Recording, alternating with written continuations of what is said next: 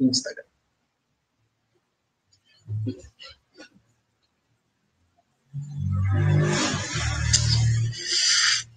Beleza, que maravilha.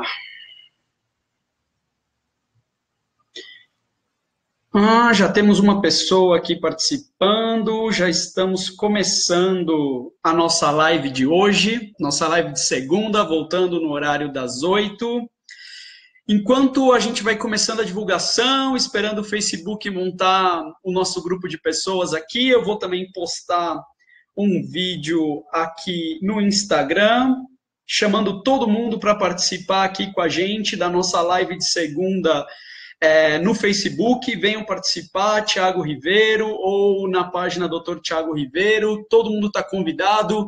Hoje o tema é a prática clínica da TCC sobre a raiva, como que a gente lida um pouco com a raiva e a importância da raiva do nosso dia a dia, tá bom? Estou chamando a turma aqui do Instagram, enquanto eu peço para vocês também compartilharem, convidarem os amigos, marcarem a turma. Vamos lá, gente. Partiu o Facebook, vamos lá.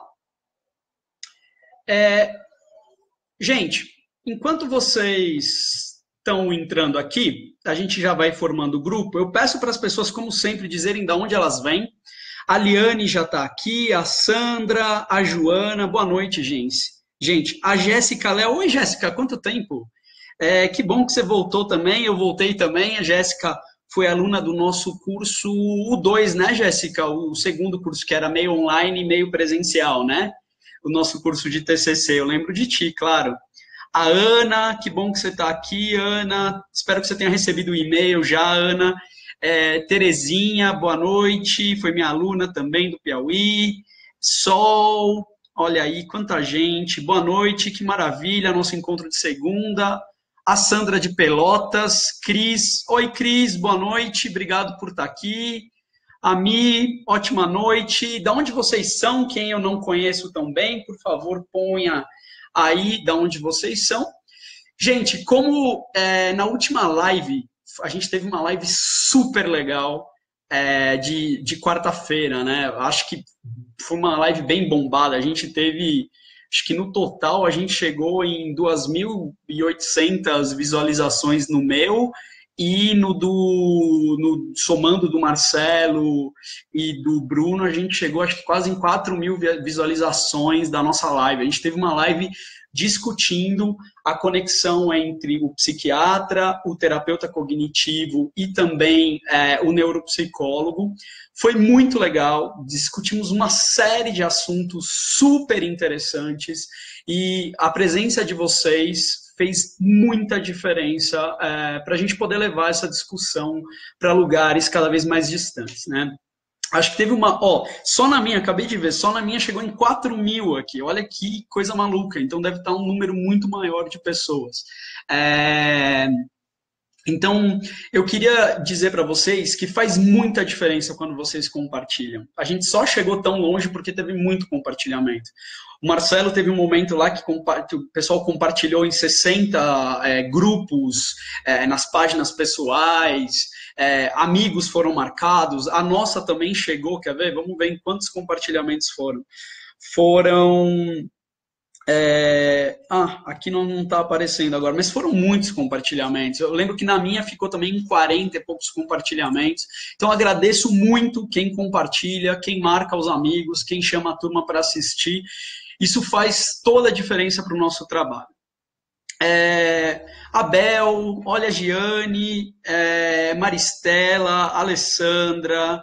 Enquanto o paciente da Ana não chega, ela está olhando. Cristina, Léo, meu amigo de Córdoba, na Colômbia. Que bom que você está aqui, Léozinho. Teresina de Porto Velho, na verdade. Zila de Teresina, isso sim. Bom, todo mundo está chegando aqui e a gente está começando a nossa discussão, né?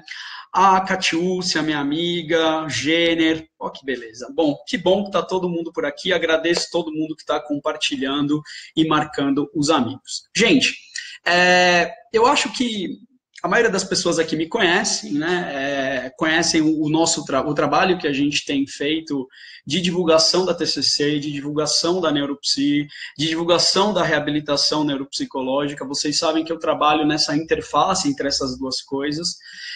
Além disso, eu venho fazendo isso há um bom tempo. Eu trabalho na clínica. Bom, desde antes de formado, eu já estava trabalhando com reabilitação neuropsicológica na Unifesp, e depois segui a carreira de fazer especialização, mestrado e doutorado em avaliação, em reabilitação. Sempre fiz pesquisas. Durante a minha vida acadêmica, publiquei em vários jornais internacionais, fiz todo um trabalho mesmo do mundo acadêmico e dessa conexão entre a clínica e o mundo acadêmico. Nunca vou esquecer algumas professoras que falavam para mim, Thiago, o negócio para você é pesquisa clínica, né? Pesquisa teórica é uma coisa que às vezes a gente pesquisa uma vida inteira e não consegue transformar num achado para a clínica. Já a pesquisa clínica, ela é focada para a vida do paciente, né? Então, meu doutorado foi uma pesquisa clínica, meu mestrado também teve um olhar teórico, mas também um olhar sobre a pesquisa clínica. Então, é uma alegria muito grande a gente poder estar trabalhando com tanta coisa legal, com tanta gente legal, e agora eu estou realizando nos últimos tempos o sonho da minha vida, né?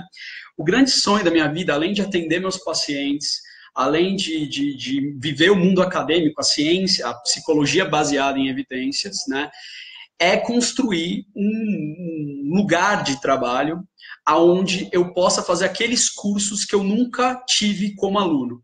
Essa é a minha definição da Biducation, que é a nossa proposta de cursos que a gente já fez o ano inteiro passado e que a gente vai continuar fazendo esse ano, né? São aqueles cursos que eu queria ter sido aluno e não tive a oportunidade.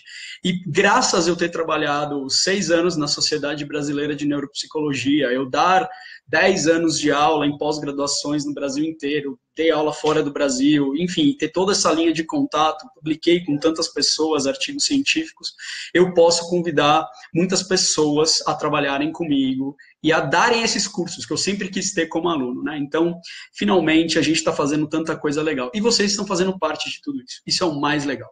E poder construir, nesse ano, a proposta é um pouco ter 2 lives, né? Uma live de segunda, para quem está chegando agora, eu estou explicando um pouquinho isso de novo, né? Uma live de segunda onde eu falo, e uma outra live que pode ser quarta, quinta, sexta, aonde eu vou trazer pessoas que eu quero bater um papo, que eu quero entrevistar, que eu quero ouvir falando, que me ensinem coisas que eu não conheço, né? Que falem de assuntos que eu conheço e que tragam coisas, ou que falem de assuntos que eu nunca ouvi falar na minha vida. E essa semana, dia 23, a gente vai ter na sexta-feira, vai ser a Bruna. A Bruna, ela é psicóloga e ela trabalha com psicologia perinatal, ela trabalha com coisas muito interessantes e ela vai dar um curso para a gente esse ano aqui na Biducation, falando da psicologia e do manejo dos 1000 primeiros dias na infância, né? Então, estou super feliz de poder trazer ela na live de sexta-feira. Então, já falando um pouquinho do que vai acontecer, agora eu posso começar a falar da terapia cognitiva da raiva, tá? A prática clínica da raiva, né? A raiva, ela é uma constante, um sentimento muito importante na clínica da TCC, e muitas vezes a gente não sabe como manejá-la, né?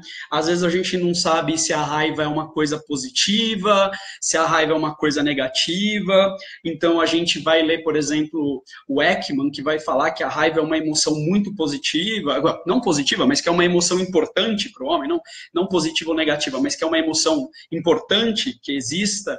E aí a gente, às vezes, por conta de ler esse tipo de citação e de frase, a gente fala, tá, então se ela é importante que ela exista, como que eu manejo isso, né? Então, como que eu lido com a raiva? Outras vezes a gente já tem a visão que a raiva é totalmente negativa, que se a raiva surge, ela só pode fazer dano, né, para o nosso paciente.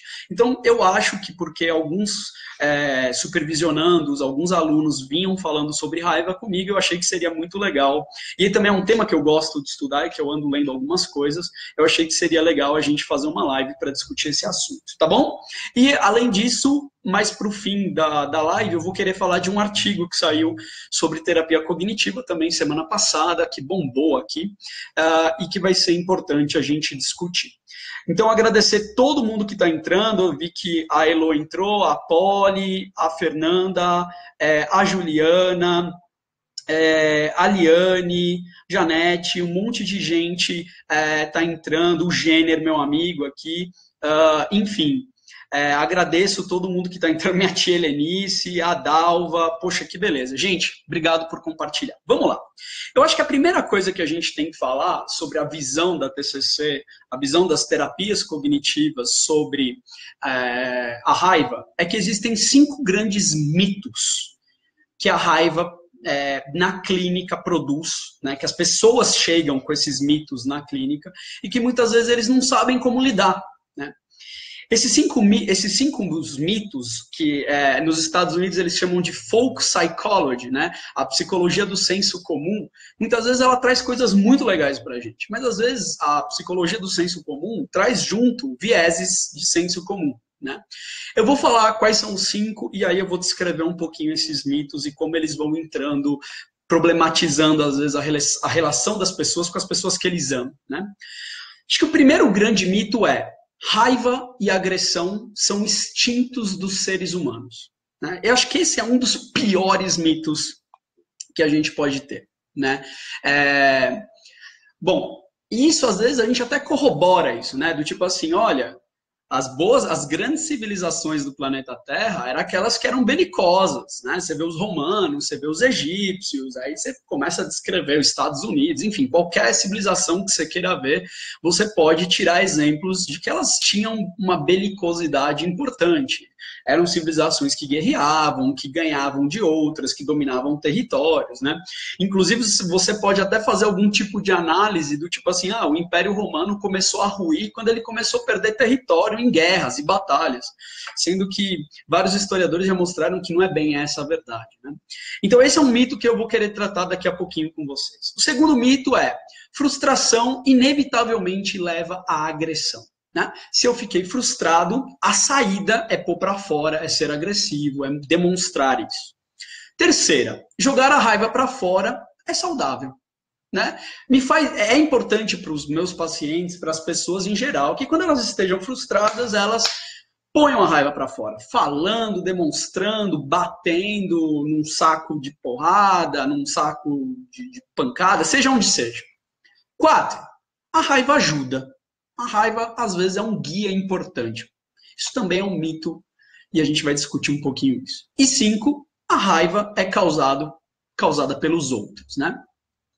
Eu quero que cada vez mais a nossa live seja algo interativo, tá? Então, que nem dizia o Albert Ellis, quando a gente descreve um fenômeno, né, na psicologia, e a gente ouve a frase do fenômeno, né? Então, por exemplo, a raiva ajuda. Às vezes a gente concorda com isso. Então é super legal que vocês, enquanto vocês me ouçam, seria legal vocês colocarem aqui no bate-papo o que vocês pensam disso que eu estou falando.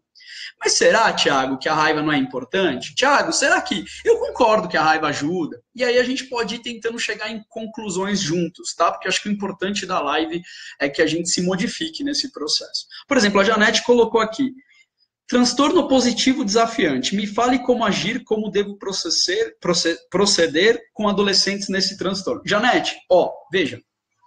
Hoje eu estou falando de algo até mais básico. Eu estou falando da raiva. Tá? Eu acho que eu tenho uma live sobre transtorno positivo desafiante. Se eu não me engano, foi uma live de finalzinho de 2016. Depois dá uma olhada no meu YouTube. Dá uma buscada por lá, transtorno positivo desafiante. Mas eu posso fazer outra especificando, e se eu não fiz, eu também posso trazer. Mas hoje eu vou falar mais da raiva, do sentimento e de como lidar com ele na clínica, tá? Se sobrar um tempinho, que eu acho que não vai sobrar, porque tá longa, o conteúdo é longo, aí eu falo um pouquinho, tá bom? Bom, voltando para cá. Primeiro mito: raiva e agressão são instintivas. Só falando para a Janete. Janete, eu acho que mesmo para o Todd, você vai achar coisas legais aqui, tá? Então fica aqui com a gente. Bom, primeira coisa, a raiva e a agressão podem parecer instintivas, mas o que a gente tem, os achados que a gente tem, né, na literatura mostram que, na verdade, as grandes civilizações e a evolução do homem se deu muito mais numa cooperação e num altruísmo recíproco, né? A famosa uma mão lava a outra, e os grupos se ajudando, do que na agressividade. Na verdade, desde macacos, nos primatas não humanos, inclusive em nós, muitas vezes a morte ela é celebrada ou realizada em rituais. Né? Existem rituais para matar pessoas, macacos, babuínos matam de forma ritualizada, matam de forma socialmente ritualizada por algum tipo de importância social para ganhar território ou para demonstrar a dominação de um grupo, mas não como se fosse um instinto desgovernado. Sabe aquela ideia do macaco desgovernado que chega rasgando, comendo, destroçando? Isso seria uma raiva e uma agressividade instintual, né? Então, já começa por aí. Segunda coisa que é importante dizer, que pensamento e sentimento de raiva também é muito distinto de comportamentos de raiva, né? Raiva e agressão, a raiva, na verdade, a vontade de agredir, né, o pensamento, o sentimento de tipo, vou agredir, isso pode até acontecer, e a gente vai falar um pouquinho mais disso. E pode ser algo até importante para sinalizar coisas que estão ruins na tua vida. Mas isso é muito distinto de dizer que o ser humano tem um instinto, um comportamental de ser raivoso, que precisa ser dominado, gerenciado, porque senão vai sair um monstro daqui. É por conta desse tipo de coisa que às vezes a gente fica com raiva de frases do tipo, todo ser humano é um monstro em potencial, pelo menos eu fico um pouco assim como terapeuta. Todo homem é um estuprador em potencial, todo ser humano é um assassino, não sei o quê. Aparentemente a pesquisa mostra que não. Né? Porque, na verdade, nem todo assassinato envolve raiva. Se você olhar muitos soldados na guerra, eles são soldados que estão matando e não têm sentimento de prazer na hora da morte. Ao contrário, as estatísticas de depressão, TEPT, culpa, né, ansiedade pós-traumática, culpa, são horríveis.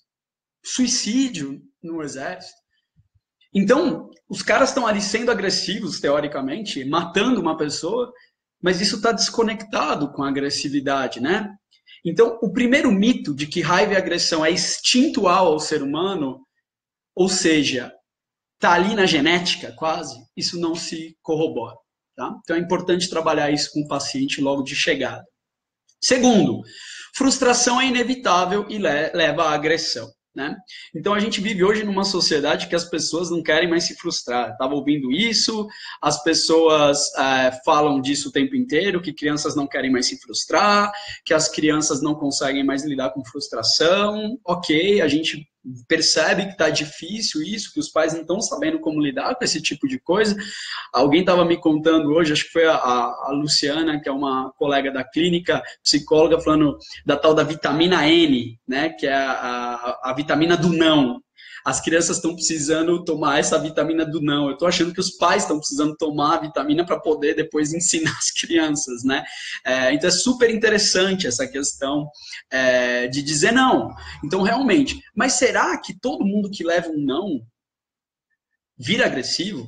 Então, o que a literatura, os autores vão dizer um pouquinho sobre isso, é que isso vem um pouco lá da história da psicologia, lá do Freud, das ideias mais iniciais da psicanálise, onde a raiva era um instinto básico, né? E se ela não fosse expressada, ela poderia sair em forma de agressividade, recalques, que aí depois vão ser agressividades ou explosões, ou isso poderia ser jogado para outras coisas da vida da pessoa.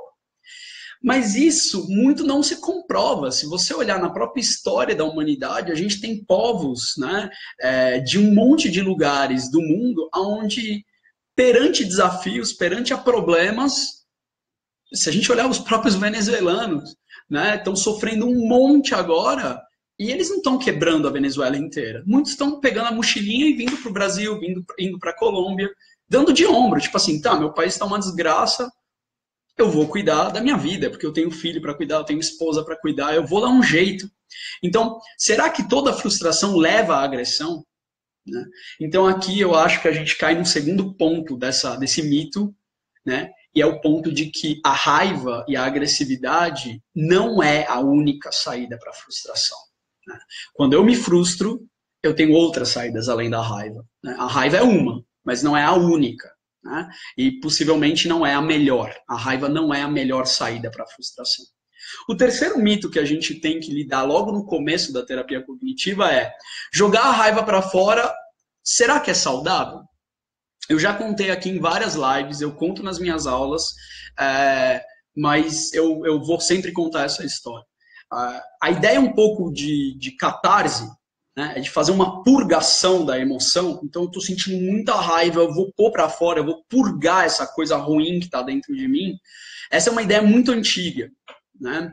E essa ideia já foi provada em uma série de estudos, em uma série de áreas, desde videogame, enfim, uma série de áreas distintas no desenvolvimento da criança, do treinamento parental, treinamento das emoções da criança, que a purga das emoções ela não é a melhor saída a ser ensinada.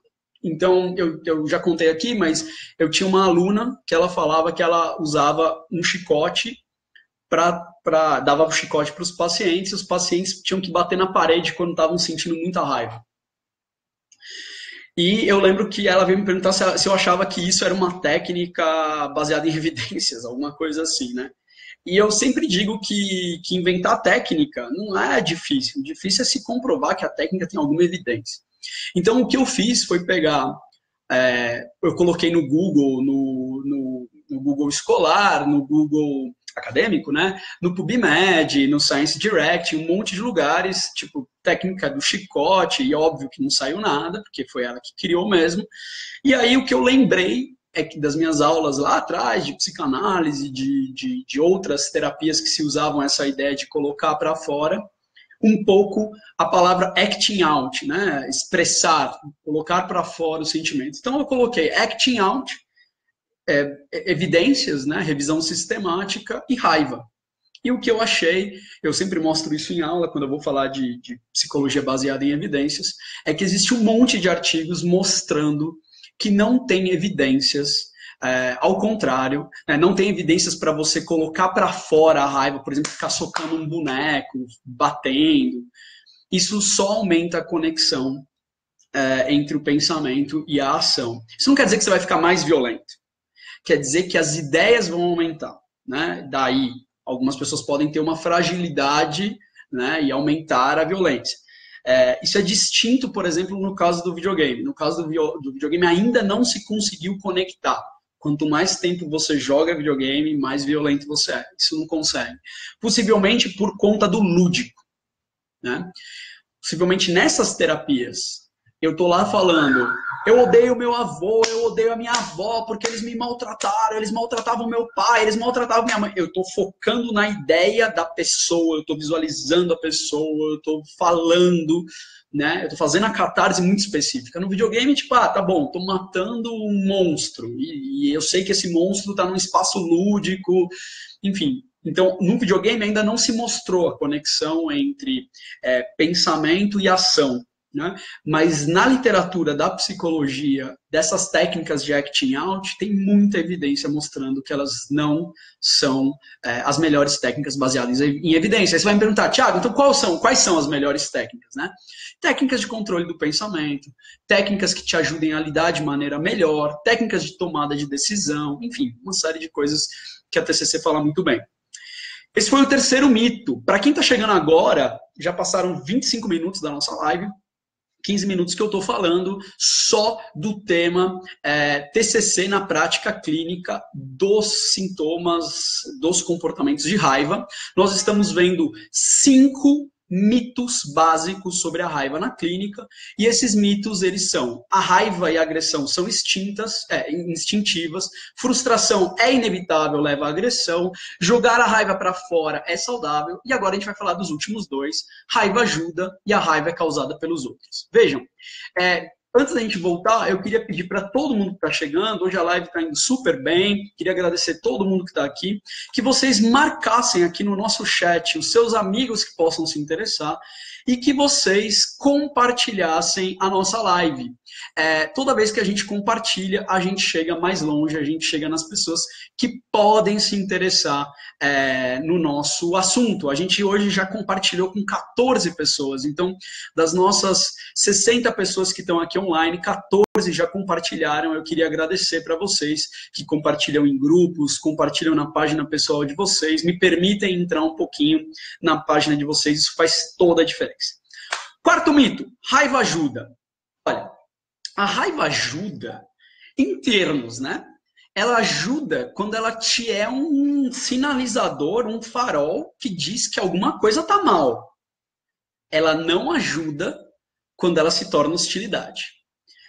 Quando a raiva é a tua ferramenta de controle do ambiente ou a tua ferramenta de modificação das situações que te incomodam no ambiente, a sua forma de pressionar, de demonstrar que está ruim, a raiva não ajuda.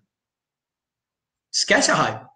Mas quando a raiva é o sentimento, a sensação, o pensamento, e você olha e fala, opa, tô sentindo muita raiva, tô sentindo raiva, tô ficando incomodado. Aí sim, a raiva pode ser um indicador de que algo não está legal. E aí você precisa saber lidar com a raiva. Então, se ela é um indicador, um farol, ela pode ajudar. Se ela é a tua ferramenta, zero de ajuda. A última, a raiva é causada pelos outros, né? O inferno são os outros, né? Mas eu acho que aqui a gente tem duas grandes questões, né? Os outros podem eliciar. O mundo pode eliciar a raiva, né? A gente, no modelinho clássico do Albert Ellis, a gente tem o A, o B e o C. O A são os acontecimentos que nos geram raiva. O C seria a raiva e o B são os nossos pensamentos. Claro que o mundo pode ser um eliciador de raiva. Claro que eu posso sentir raiva com minha família, meus amigos, meus relacionamentos, meu chefe, meu trabalho que não sai do lugar, meu doutorado que estava me incomodando, sei lá, qualquer coisa. Tropecei na rua, quebrei uma unha, qualquer coisa pode eliciar, né? Então, tentar controlar o evento não é legal. Inclusive, eu postei isso esses dias aqui no Face, né? Quando a gente tenta controlar o evento, é sofrimento, né? Mas, aí que vem, eu acho que o detalhinho, a gente tem controle sobre a forma que a gente reage, sobre a forma que a gente lida com a situação. Então, aqui a gente até está falando um pouco de terapia de aceitação e compromisso, né? Aceitar os meus sentimentos e os meus pensamentos, né? E tentar ter compromisso com a minha mudança comportamental, porque é isso que eu posso mudar. A gente vai falar mais disso ao longo agora do nosso bate-papo. Minha professora, Maria Cecília, minha supervisora da faculdade, que alegria te ver aqui, que bom que você está participando. Mais uma vez, obrigado por todo mundo que está aqui. Bom, então veja, gente, a raiva, segundo a terapia cognitiva comportamental, o próprio Aaron Beck, né, ele diz que a raiva está muito associada com uma ideia egoísta, né, são sentimentos, são pensamentos mais egoístas. Com os pensamentos, se vocês ouvirem o raivoso, muitas vezes você vai ouvir pensamentos de autodesvalorização, sentimentos de que eu fui ferido pela pessoa que eu amo, por alguém que eu tinha uma expectativa muito alta. E uma frase muito comum do raivoso é: quem discorda de mim está me desrespeitando. Então, isso são ideias muito comuns na raiva. Na verdade, se a gente parar para pensar, né, a raiva traz algumas ideias principais, né? Quem me ofendeu errou comigo, né? Me magoou, me machucou, me fez mal. E sendo assim, essa pessoa é responsável pela sensação ruim que eu estou tendo de angústia e de estar ferido. Não sei se vocês concordam comigo. Veja como é uma ideia egoísta, né? Então, assim, se você errou comigo e eu estou me sentindo mal, a culpa só pode ser sua. Uma ideia que vem nessa sequência é: a minha sensação é que você está fazendo isso por querer. Essa injúria que você está me causando, esse sofrimento que você está me causando, é deliberado e injustificado. Você não deveria estar fazendo isso comigo. E aí começa a chegar na direção do eu tenho que fazer alguma coisa, porque quem me faz mal merece ou sofrer, ou ser punido, ou ser eliminado da minha vida ou da vida. Isso também acaba ajudando a gente até começar a entender um pouco a base da violência física, né? Que vai vir um pouco mais depois, mas que muitas vezes está conectado com a raiva, com a explosão e com a raiva. Até aqui, tudo bem?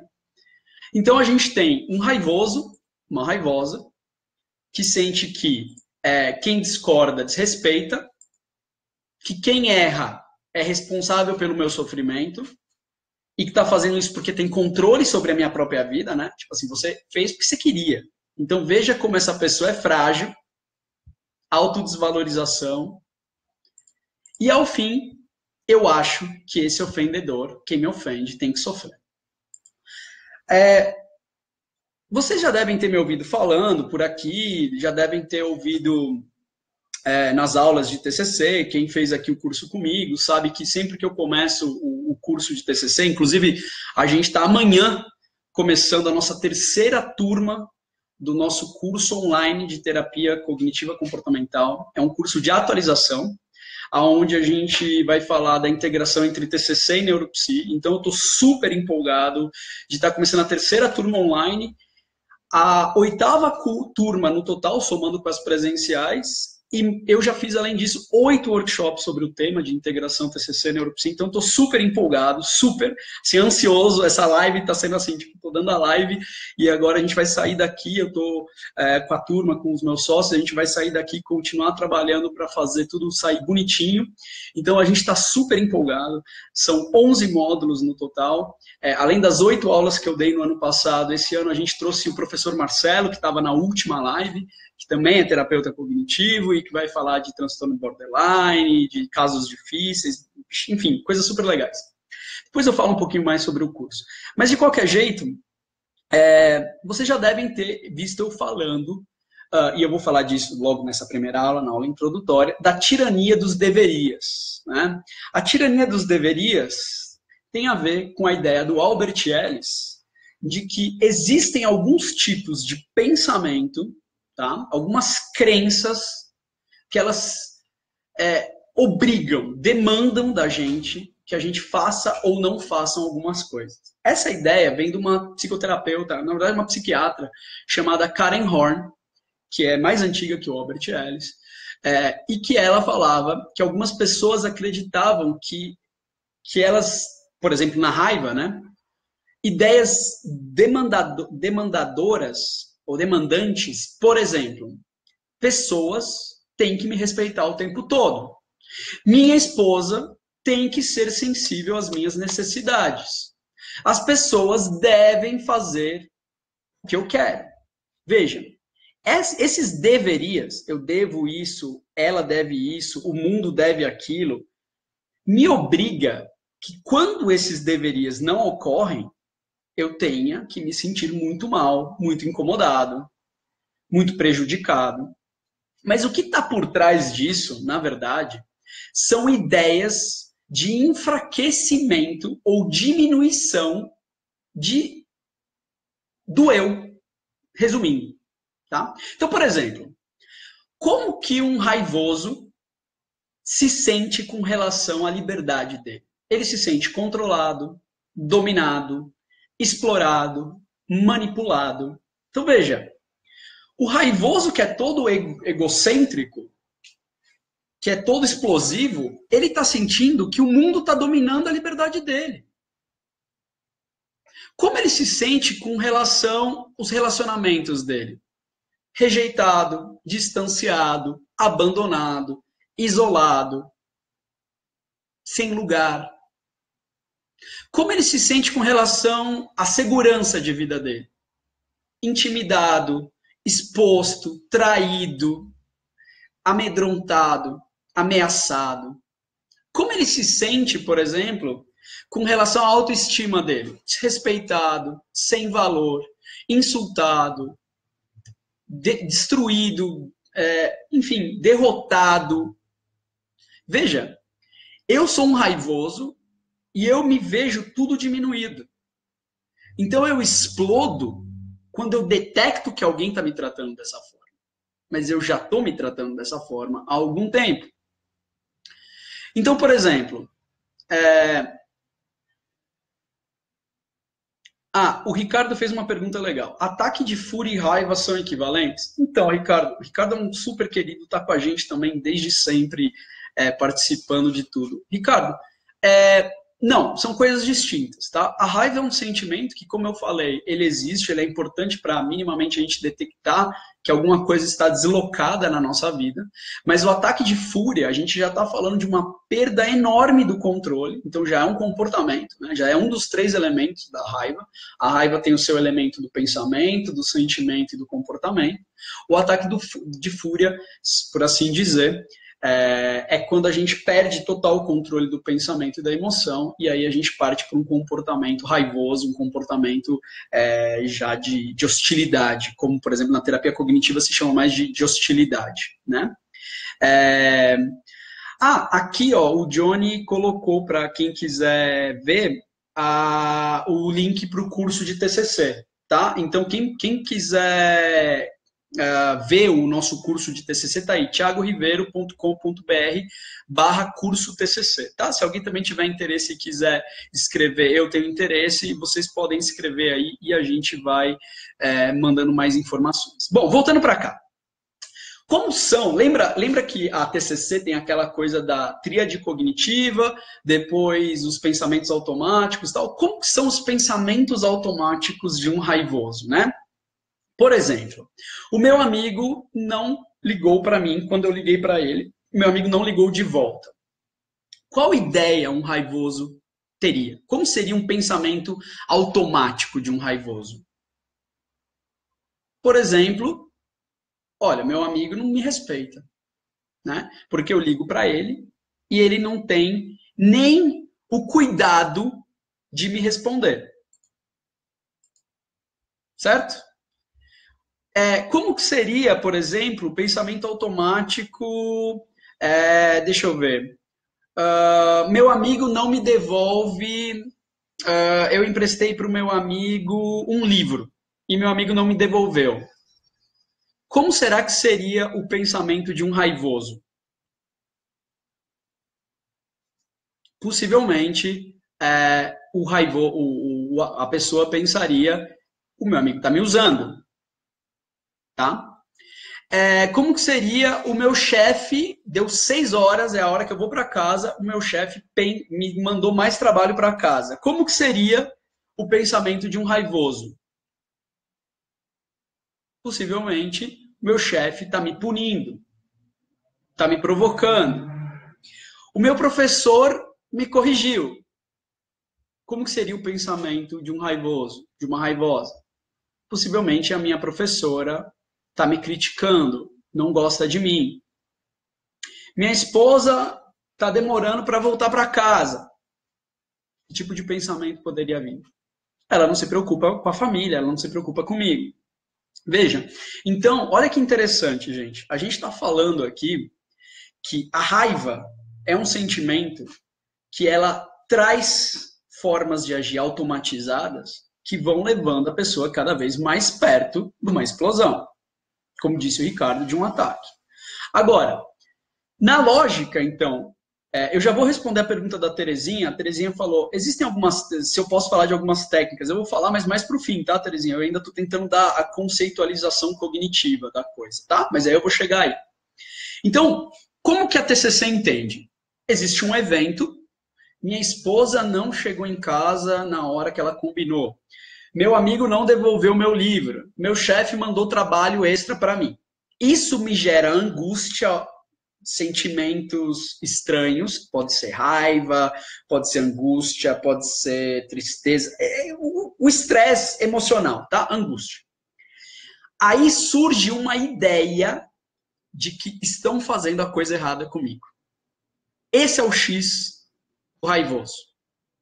Eu nunca vou esquecer quando eu fiz o curso básico, né, o primer e o advanced da terapia racional emotiva do Ellis, que o professor nosso falava assim, para você matar o raivoso, é você ver que ele tá.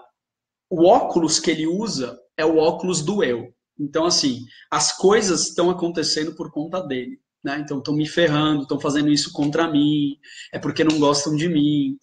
Então, é isso. Aconteceu um evento, eu me sinto mal, dá uma nhaca emocional, e aí a fala do raivoso é: estão fazendo isso comigo, estão me sacaneando tal. Isso gera raiva, é a emoção, e aí eu me mobilizo para fazer o ataque. O ataque pode ser emocional, o ataque pode ser um ataque comportamental do tipo, eu posso ficar pensando, eu posso maneiras de me vingar, eu posso ir lá e me vingar, eu posso ir lá provocar, eu posso fazer pelas costas, mas o raivoso ele vai pensar em formas de se vingar. Né?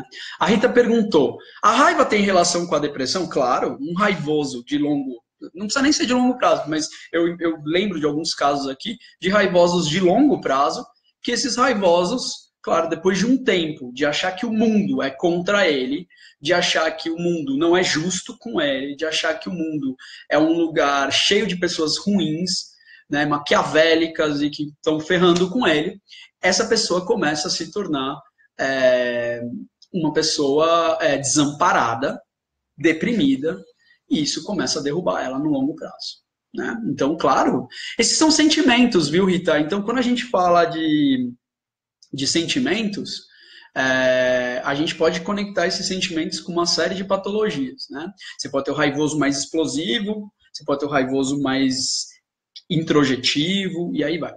Agora, o que eu estou querendo dizer, quando eu disse que o raivoso ele tem sentimentos de diminuição dele, diminuição da liberdade, diminuição da autoestima, o que eu estava querendo dizer, e é isso eu acho que é importante, é que se a gente trocar evento, angústia, me sentir injustiçado, raiva, mobilizado para atacar, mobilizado para me vingar, a gente pode trocar evento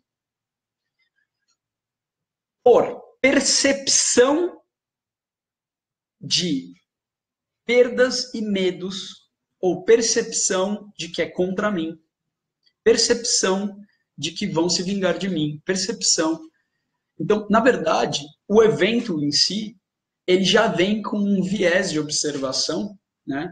O nosso raivoso aqui, ele já tem uma série de memórias de vida, onde ele se sentiu vilipendiado, uma série de momentos de vida onde ele se sentiu menosprezado, uma série de momentos de vida. A atenção dele já é focada para esse tipo de eventos. Então, o que acontece é que se ele percebe qualquer elemento de que ele vai perder, de que ele vai sentir medo, de que vão prejudicar ele já sente uma angústia e ele já muda o foco da sensação, né, do evento para o ser humano que está ofendendo ele. Então, veja, uma pessoa sem raiva, surge um evento, eu me angustio, eu me sinto mal, né, eu sinto que é contra mim e eu sinto raiva.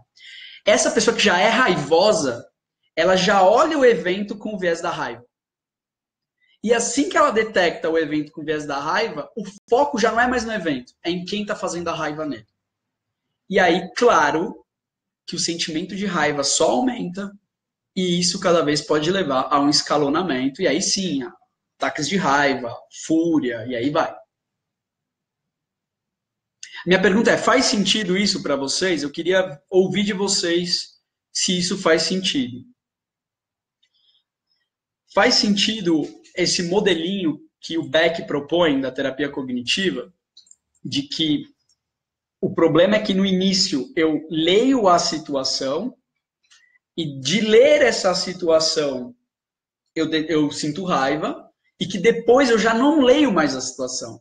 Eu já leio a situação com raiva desde o início e agora eu começo a olhar para o ofendedor. Isso faz sentido para vocês?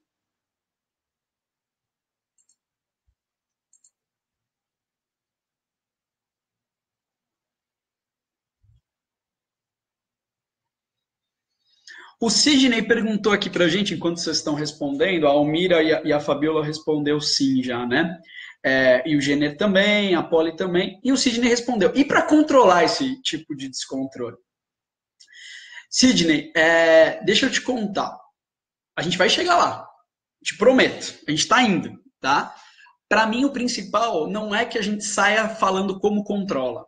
Isso não funciona em terapia. Não funciona em terapia sair dando técnica. O que funciona em terapia é ajudar vocês a entenderem o porquê. E depois a gente vai procurando caminhos terapêuticos, tá? Então ainda não terminei. Eu vou chegar onde eu quero e aí vai ajudar vocês a entenderem. Tá? Estamos indo. Falta mais um pouquinho. Então, quando a gente está ferido e a gente já está olhando para o ofendidor, a gente quer... sabe o que é isso daqui?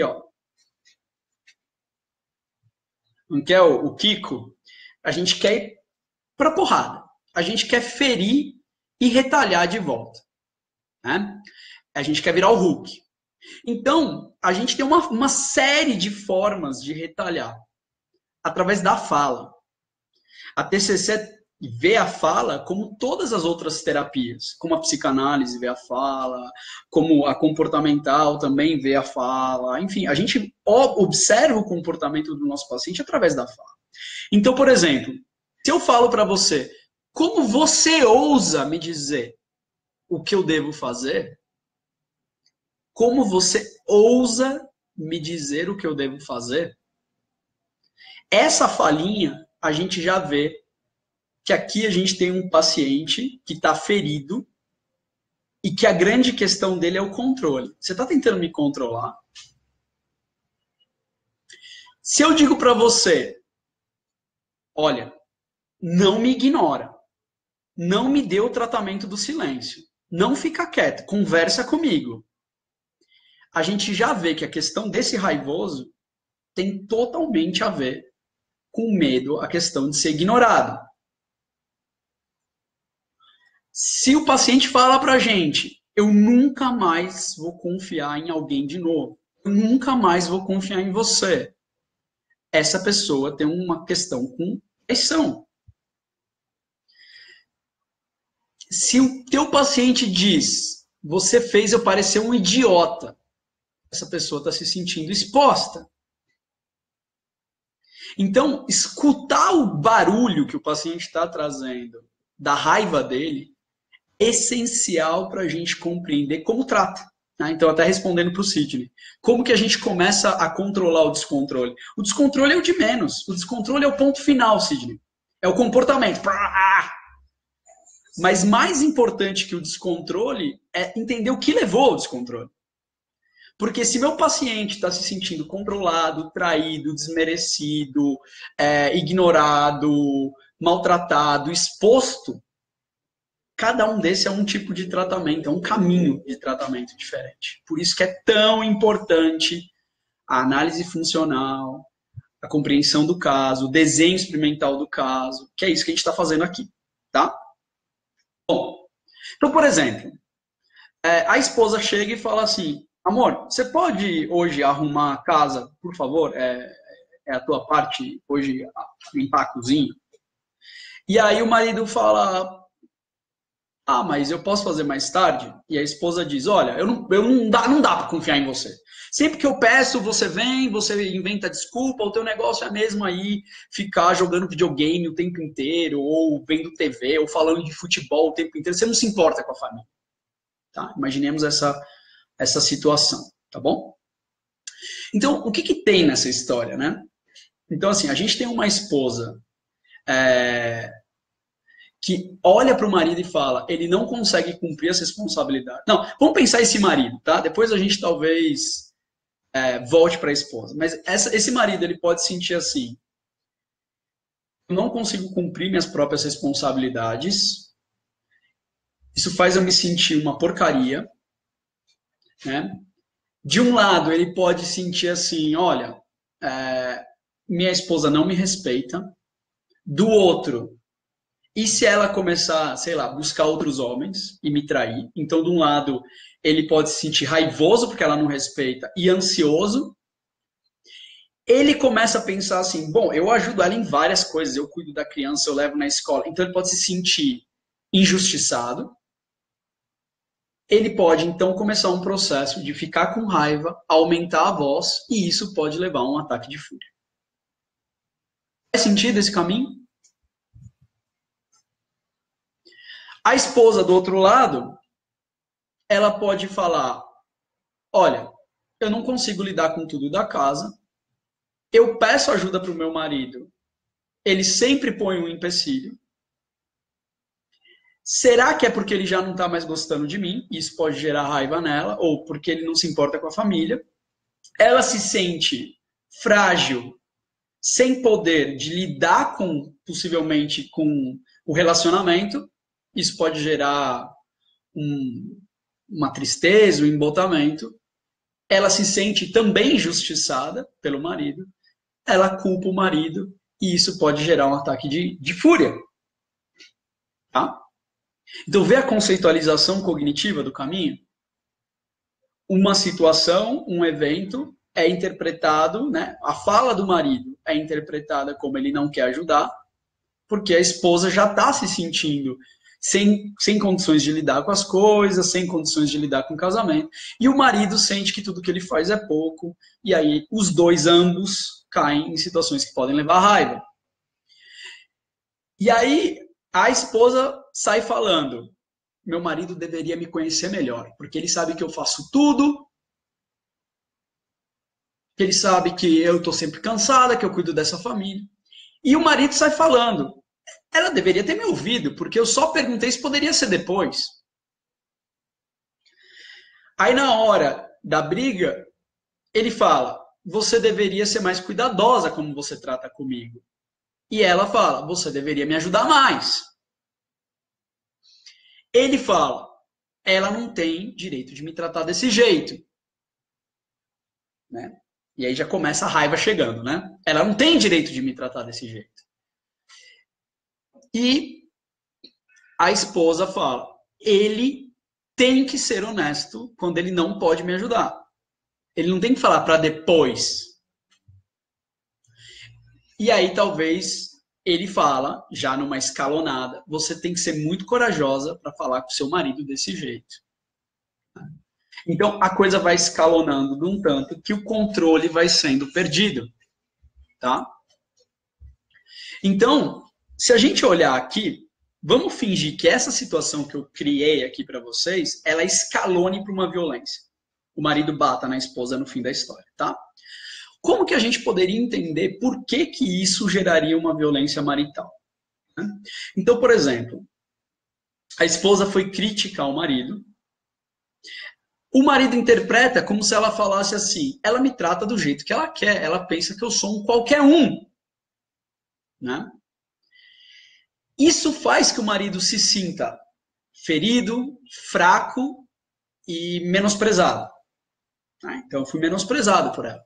E ele se sente vitimizado. Aqui tem uma coisa que eu também, quando eu dou aula de TCC básica, né, eu sempre tento explicar. Veja, um sentimento, uma consequência, né, então ABC. O C pode gerar toda uma linha nova de ABCs. Né? Então, por exemplo, se eu termino me sentindo vítima, isso pode virar um novo acontecimento na cabeça. Por isso que existem brigas que são muito rápidas e nunca com fim. Nunca tem fim. Por quê? Numa simples briga, eu posso acabar escalonando para mil e outras situações. Tá? Então, por exemplo, vamos voltar. Minha esposa foi crítica comigo, me criticou. Ela pensa que eu sou ninguém. Isso faz eu me sentir machucado, frágil e menosprezado. Eu me sinto vítima. Já que eu me senti vítima dela, eu tô com muita raiva e com vontade de punir ela. Me dá um impulso de hostilidade. Ela merece. Né? Outra coisa que eu aprendi muito com meu pai também em terapia, o papai sempre falava que às vezes o paciente faz a gente sentir um pouco do que ele está sentindo. Isso é a forma dele demonstrar para a gente o que ele sente. Né? Então, às vezes um paciente vem e é agressivo com a gente. Possivelmente é isso que ele está sentindo, raiva na vida dele. Né? Isso é importante. Então, às vezes, o impulso que o paciente está tendo de hostilizar e punir a esposa é quase que uma forma dele pedir para ela entender o que ela está fazendo nele. Não sei se isso faz sentido para vocês. Tá? Mas, de qualquer jeito, como ele está sentindo raiva e que ela merece ser punida, isso pode acabar gerando nele, que nunca foi um homem violento, possivelmente, nessa nossa fantasia aqui, uma liberação de permissão à violência. Tipo assim, já que ela me machucou tanto, ela merece que eu machuque ela. E isso leva à consequência de bater. Então, veja como... É claro que quando a gente fala politicamente correto, quando a gente vai falar de políticas públicas, quando a gente vai falar de defesa dos direitos humanos, isso tudo não conta, né, muito. Tipo assim, vamos lidar com a pessoa... Uma moto passou. Quando a gente fala de políticas públicas, de direitos humanos e tal, claro que a gente não quer nem saber por que o cara bateu, a gente tem que lidar com lei, com justiça, com polícia, enfim, com ferramentas que a gente tem, Maria da Penha, enfim, as leis e tudo mais. Né? Mas aqui, como a gente está falando em terapia, esse paciente possivelmente ele chega para a gente porque ele cometeu um ato de violência, ele cometeu um ato já de violência contra uma mulher, contra a esposa, contra uma mãe, contra uma filha, contra alguém que ele ama, ou ele já cumpriu o termo dele, né, na cadeia, seja o que seja, ou ele está em algum tratamento obrigatório, ou ele quer melhorar. E esse paciente está querendo entender por que ele foi um vitimizador de pessoas. Né? E se a gente olhar, ele é um vitimizador dele também. Né? Então, a pergunta do Ricardo que é, esse sentimento justifica o comportamento agressivo? A coisa é bem mais complexa. Né? Eu acho que o pensamento junto com o sentimento de vítima, né? O pensamento de que a interpretação de que a esposa foi crítica e de que a esposa ser crítica comprova de que ele não é, que ele é um nada, e que quando alguém critica ele se sente um nada, isso o deixa frágil, machucado, e que ele não tem outras formas de lidar com a sensação de ser vítima, a não ser devolvendo isso para a pessoa que o vitimiza. Como possivelmente um pedido de empatia até. Né? Em algumas situações, a gente não está falando aqui do sociopata, do psicopata, né? A gente está falando de uma pessoa qualquer que tem uma explosão de raiva. E essa pessoa acha que muitas vezes a melhor forma é punir. E veja, eu já disse 1000 formas de punir aqui. Punir na fala, punir no afastamento, punir de outras formas. Mas em alguns casos chega na violência física, porque essa pessoa tem a certeza de que ela foi punida pela outra.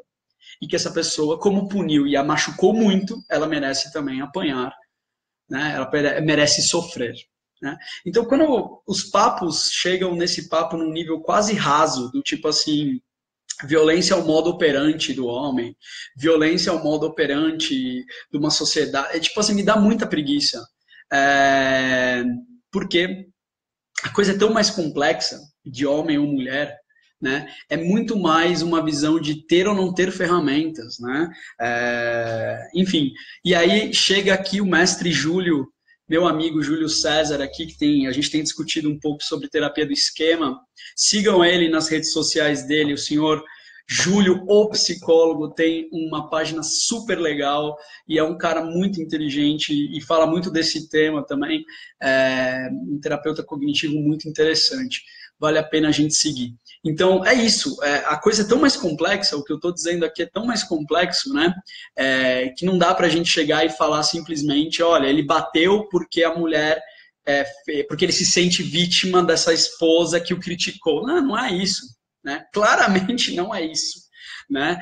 E se a gente não entender e não conseguir lidar, vai acontecer o que a Almira falou, que é uma aluna super inteligente, interessante, que trabalha com terapia cognitiva, também uma psicóloga super interessante. Olha, pensamentos que perpetuam o ciclo da raiva. Olha, é isso, gente. Se a gente não entender, a raiva continua. Mas vamos lá, porque a gente está chegando no fim. Agora sim, a gente vai começar a falar de tratamento. Tá? Então, para quem está aqui comigo até agora, 9 horas, agradecer todo mundo que entrou. Hoje o nosso grupo funcionou muito legal. As pessoas compartilharam 47 compartilhamentos. Olha que coisa linda vocês fizeram. Agradeço muito para todo mundo que está aqui, pessoas que marcaram seus amigos. Como eu estava falando com vocês, hoje é o último dia de inscrição para o nosso curso online de terapia cognitiva comportamental.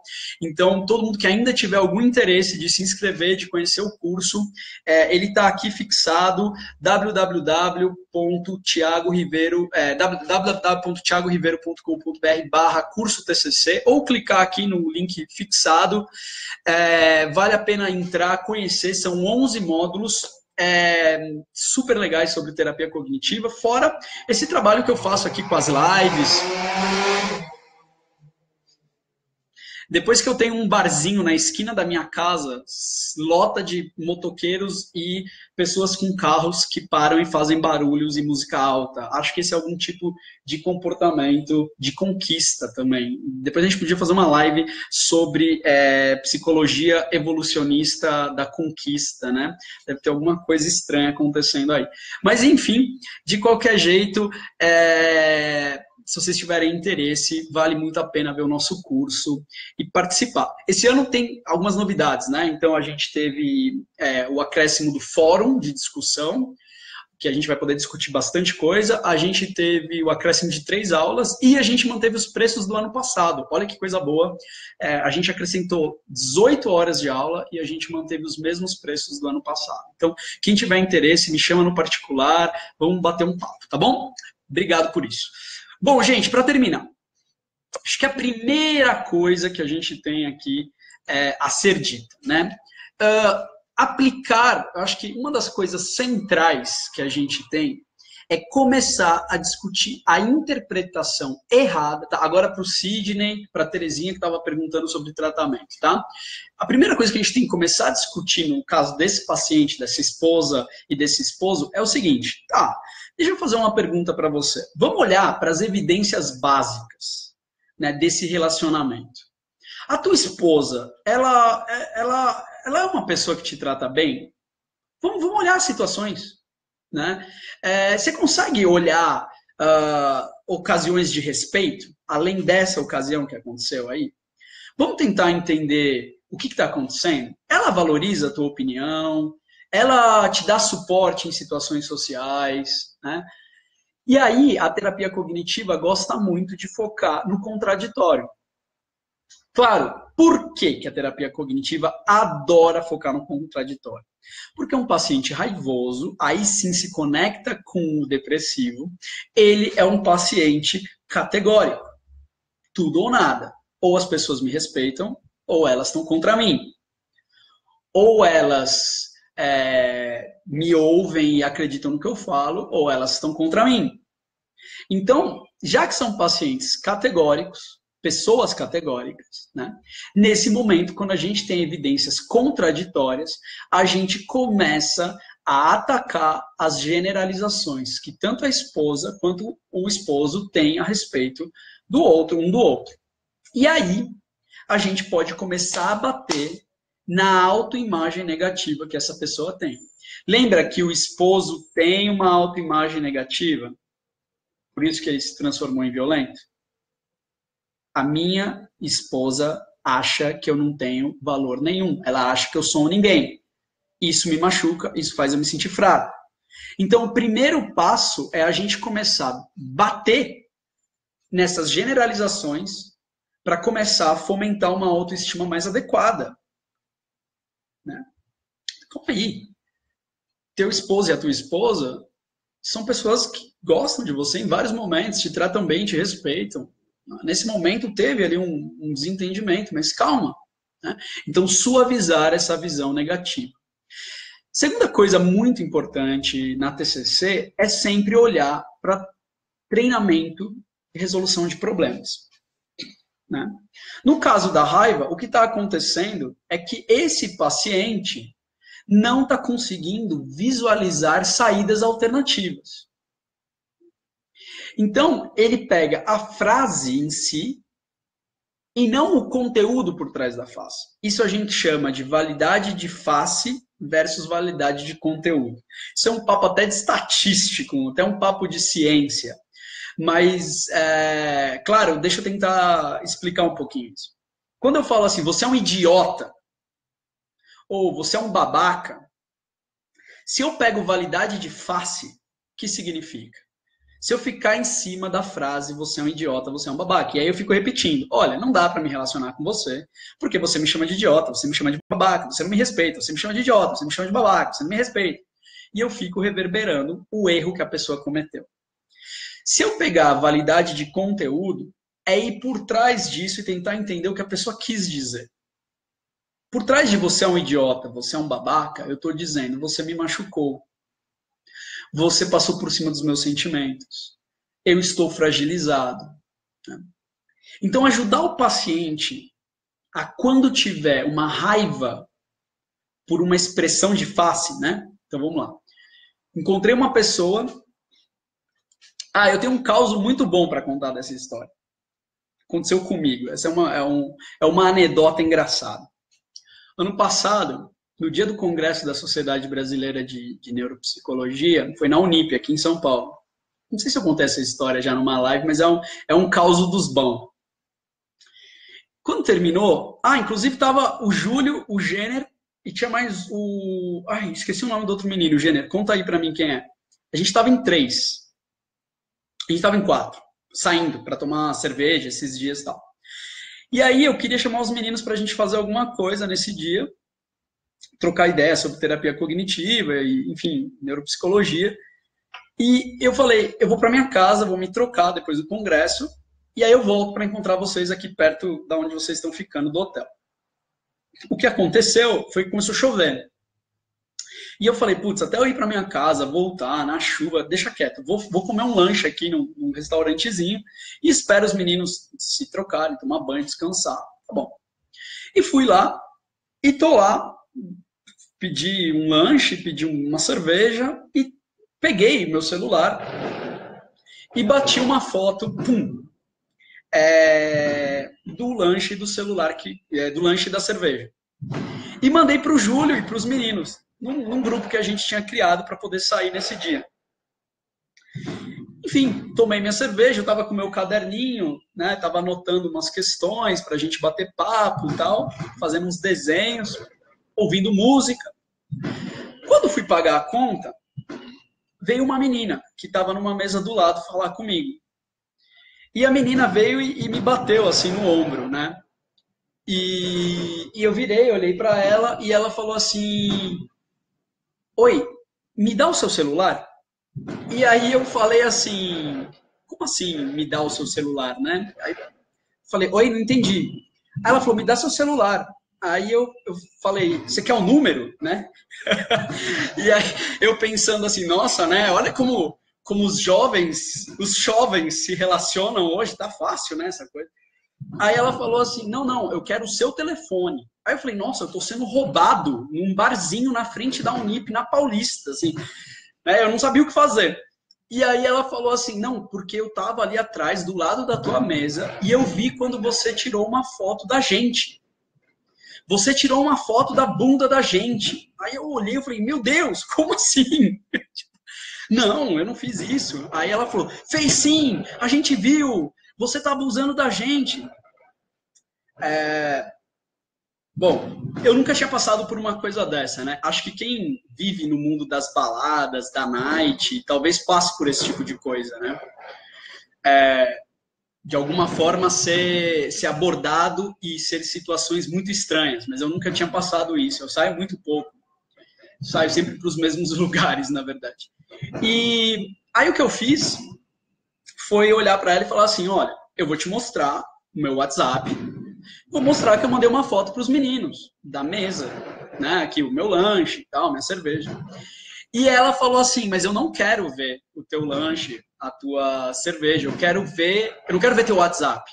Eu quero ver a tua pasta de fotos, né? Você vê que a história é tão boa que estavam soltando fogos aqui, né? Então, E aí eu falei assim, olha, eu juro, eu vou falar uma coisa muito estranha, você não vai acreditar, mas eu não sei aonde eu busco fotos no meu celular. Né?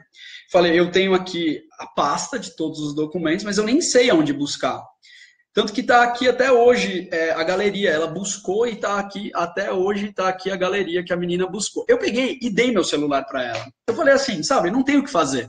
Ela está extremamente irritada. Eu falei, olha, eu te juro, sabe o que você vai encontrar aqui? Um monte de foto de pôster que eu tirei por causa dos e-mails dos alunos que eu vou querer conversar. Eu estava num congresso, eu estou vestido de professor, tipo assim, meu, tá aí, busca, né? E ela foi lá e buscou e achou mesmo. A última foto era para o Júlio e para o Jenner, da cerveja, e eu falando para os meninos, tipo, meninos, ó, tô esperando vocês aqui no barzinho. E as outras todas, umas 15 fotos, era a aula das professoras que eu vi no congresso, né? A aula da Eliane Mioto, enfim, a aula do Emanuel, o pessoal do Illumina, um monte, a aula da Nelise, enfim. Aí eu falei assim, cara, como assim, né? Achei muito engraçada essa história. Mas veja, na hora eu me senti um pouco ofendido, óbvio.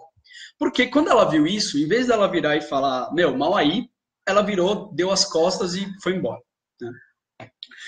Veja, na hora, aí eu contei toda essa história para quem está entrando agora, porque eu estava falando sobre terapia já cognitivo-comportamental da raiva, e eu estava falando que a gente às vezes tem que ensinar o paciente a lidar, né, a aprender a tomar decisões, não pela a validade de face das frases, mas pela validade de conteúdo. Né?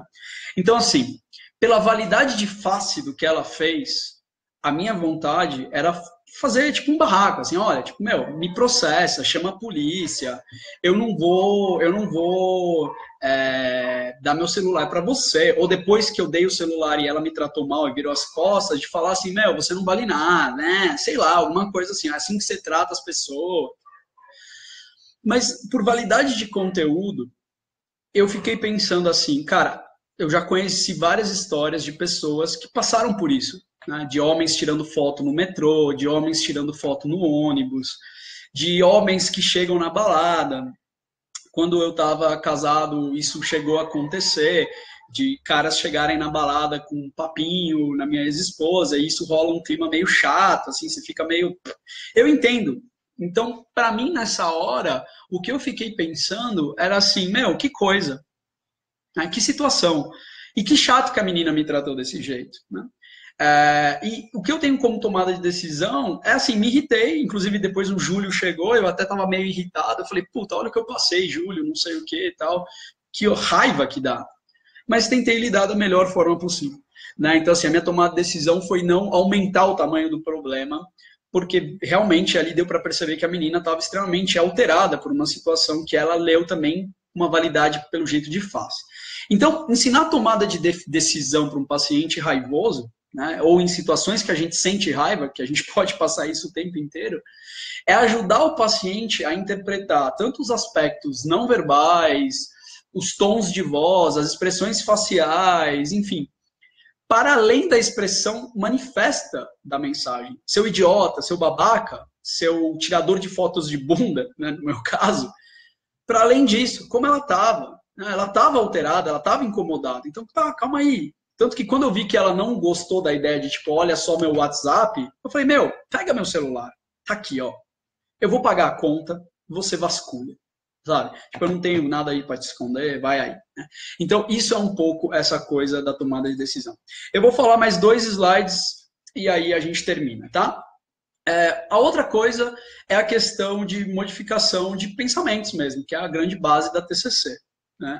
Então, esses pacientes têm esquemas e pensamentos muito básicos do tipo, se alguém me critica é porque a pessoa não me respeita, se a pessoa não me respeita, se eu não recebo o respeito é porque a pessoa vai lá na frente me sacanear de novo. Então, um pouco do que a gente tem que trabalhar é ir para cima desses deverias, desses imperativos do eu tenho que ser respeitado, minha esposa tem que me tratar bem, meu marido tem que ser disponível, né? por exemplo, as pessoas têm que ser cuidadosas, queridas, sensíveis, aceitadoras. As pessoas não podem ser grossas, bravas, insensíveis. E a gente tem que, na verdade, ajudar os pacientes a entender que a gente não tem tantos direitos assim na vida. Os pacientes pensam que a gente tem muito direito na vida, né? A gente tem o direito de fazer o que a gente quer, a gente tem o direito de expressar a nossa raiva, a gente tem o direito de criticar os outros, a gente tem o direito de fazer aquilo que eu acho importante.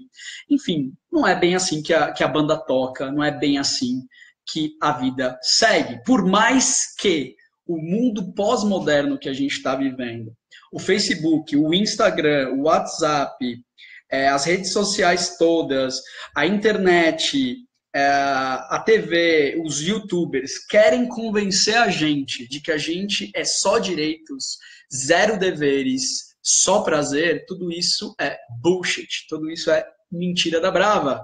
Se vocês olharem lá atrás, nos estoicos, Marco Aurélio, Sêneca, e aí vai mais alguns, Zenão, os caras bons mesmo que ajudaram a gente a criar a base filosófica da TCC, esses caras já diziam que, tipo, se a gente não aprender a viver com pouco, se a gente não aprender a lidar com menos, a gente só vai sofrer. Então, se a gente só quer direito, o que a TCC pode fazer para alguém que acha que a vida é só direito?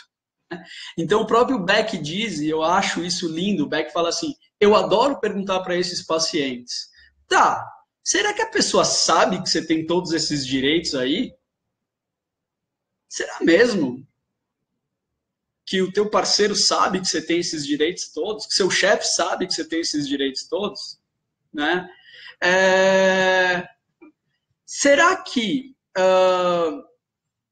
essa experiência... Será que você perdeu alguma coisa...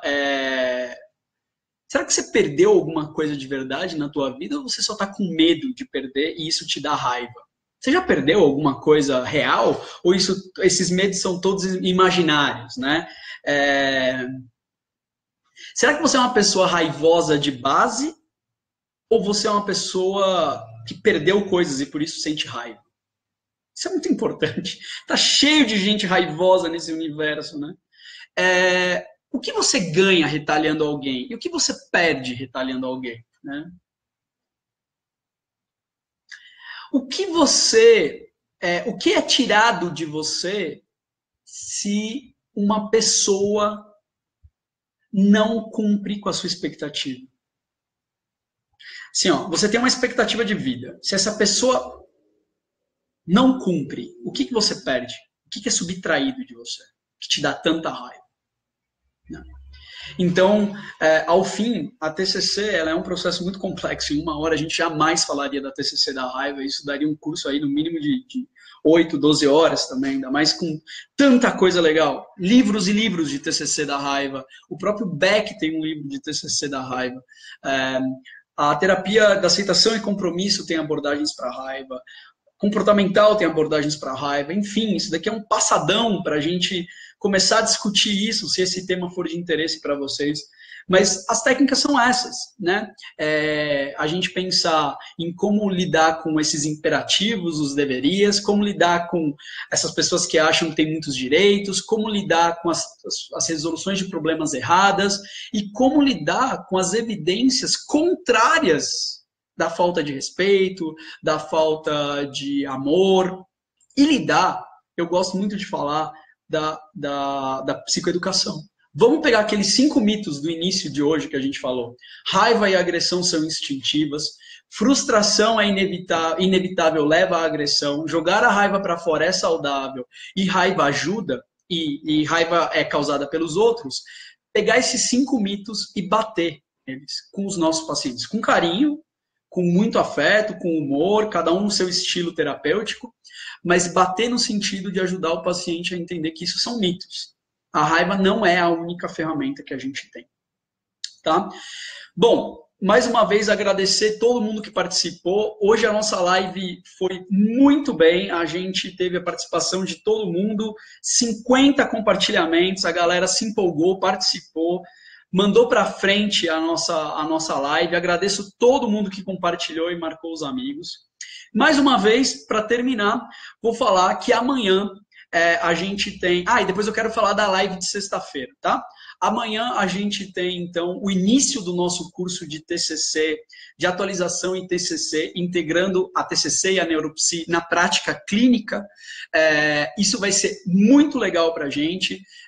Quem ainda tem interesse de se inscrever, pode escrever aí, eu tenho interesse, eu quero saber mais, ou clicar ali embaixo, no link que está fixado, ou ali em cima, não sei como que aparece para vocês, www.thiagoriveiro.com.br/curso TCC, ou então levantar a mão e falar, eu quero saber mais sobre o curso, que a gente já entra em contato. Adorei fazer essa live para vocês. Que bom, a Dejane que está aqui, minha querida amiga, Juliana, a Fátima, Terezinha, a Juliana Zenebon, Maiara Souza, que bom que vocês estão gostando. Priscila, sensacional, Thiago, veio muito a calhar, estou com um casal com o mesmo problema. Que bom, essa é a ideia. A gente criar uma rede é muito difícil, né? Em geral, a gente está sozinho. E a ideia das lives é que a gente seja uma rede. Tá? Então, compartilhem, tragam temas, postem perguntas, dúvidas. No meu tempo, eu vou tentando participar. Senão, nas lives, a gente vai participando. Outra coisa.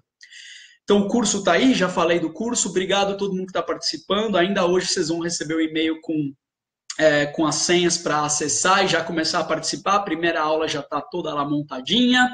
O nosso fórum já está prontinho. Segunda coisa. Sexta-feira, uma live com a psicóloga, a doutora Bruna Segesi, e a gente vai falar sobre os 1000 primeiros dias, tá? A Bruna deve estar por aqui, então deve estar aí participando também, os 1000 primeiros dias de uma criança, psicologia perinatal, então vou super esperar vocês que participem, tá bom, gente? Obrigado. E depois eu tiro umas fotos dos livros que eu usei e ponho aí para vocês verem a biografia, tá bom? Um super beijo, valeu, gente!